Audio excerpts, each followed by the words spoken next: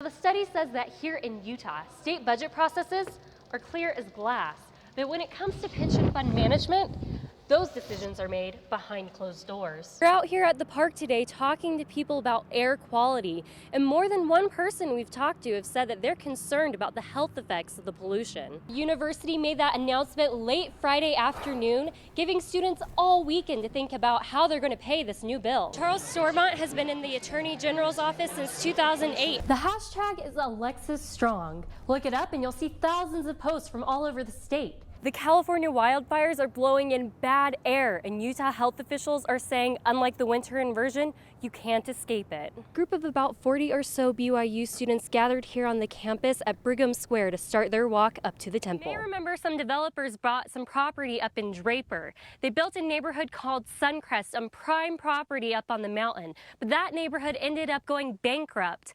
Now, some people in Harriman are worried that that same thing is going to happen to these hills, and they're trying to stop it. F.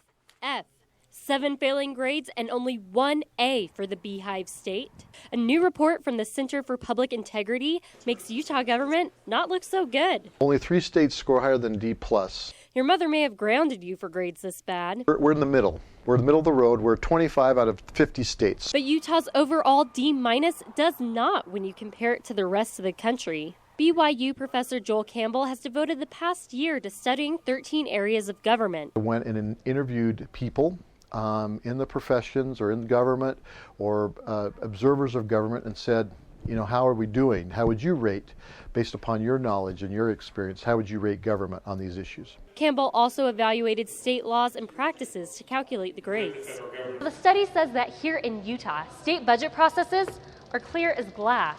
But when it comes to pension fund management, those decisions are made behind closed doors. Do they have open meetings? Can you attend their meetings? Do they have open records? Can you get their records? In our state, we failed on all of those things. As well as political financing, executive and judicial accountability, state civil service management, lobbying disclosure, and ethics enforcement agencies. State legislator Norman Thurston's reaction to the study was, meh. He says the letter grade doesn't mean much to him. Knowing that Utah is in the middle of the pack or slightly above average, I find to be fair, but calling it a D- is not particularly meaningful. Thurston says the study has too many details to figure out what's most important and where to take action. The report itself doesn't cause me a lot of heartburn. I didn't see anything there that we were being criticized for that I felt overly compelled to remedy. In Salt Lake City, Katie Ryan, 11 News. 11 News reporter Katie Ryan is here to explain the church's new stance. Katie, what is the policy? So in its basic form, the policy addresses same-sex parents and discipline to them, and it also discusses their children's involvement. And leaders are saying this comes as a response to the Supreme Court ruling legalizing gay marriage. Now, the church policy says that couples in a same-sex marriage, cohabitating, or engaged in homosexual relations could face a church disciplinary council on grounds of apostasy. The policy also affects children of those married or cohabitating same-sex couples. It says their children cannot get baby blessings, cannot be baptized until they are of legal age, and once adults, they cannot be living with their parents, and they must disavow same-sex marriage altogether. Church leaders say this is all in the name of keeping families together. And this is about family. This is about love, and especially the love of the Savior and how he wants people to be helped and fed and lifted. And that's the whole motivation that underlies our effort. Elder Christofferson also says that those children will not be excluded from other priesthood blessings, like those for the sick, comfort, or guidance. He says those are open to all. The LGBT community here in Provo says this policy is a concern for both gay and straight people.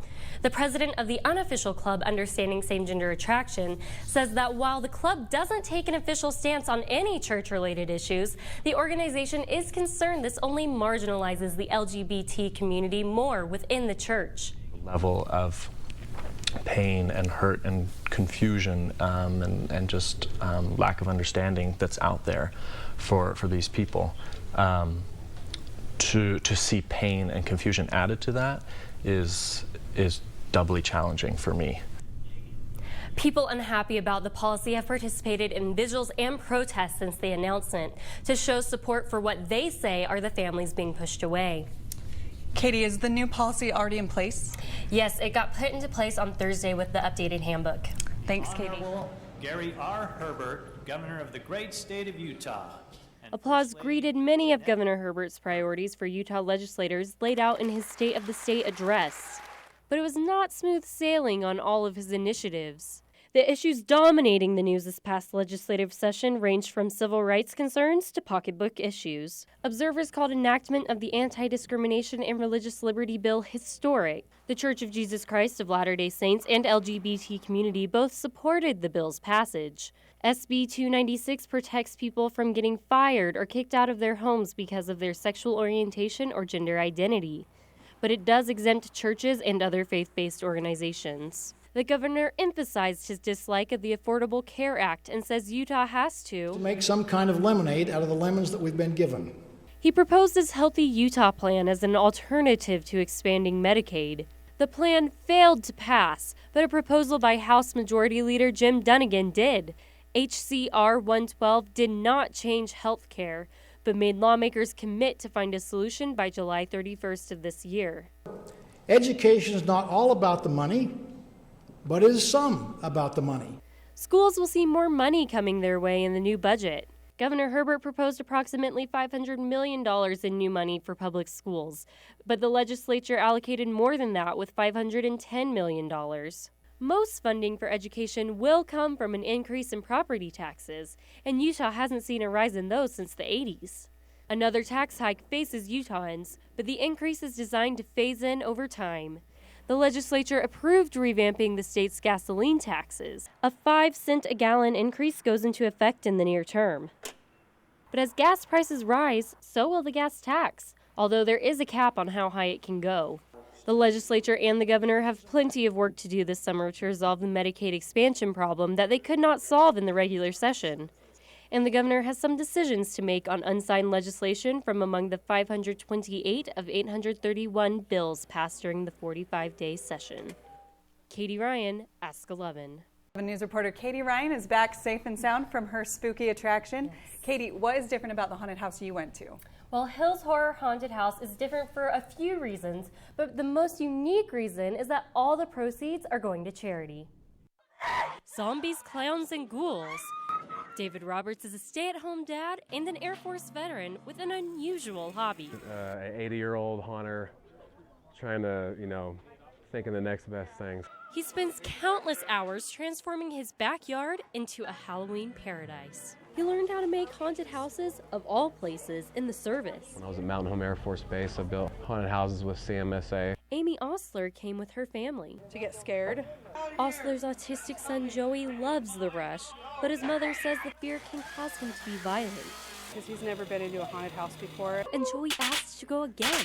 I was hoping that it would be good, and it was much better than I expected.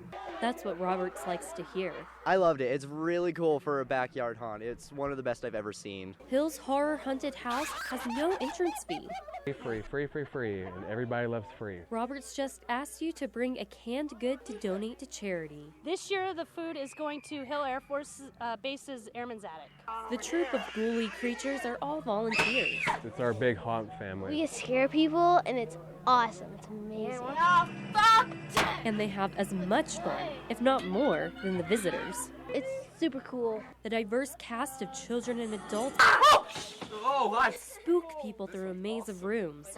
Clowns, creepy children, and ending with owner David Roberts himself as the demented coroner. There's always going to be that group of teenagers or even sometimes adults that come through that we'll go to town on them. And next year, Roberts plans to make it even bigger and better. Actually starts November 1st every year.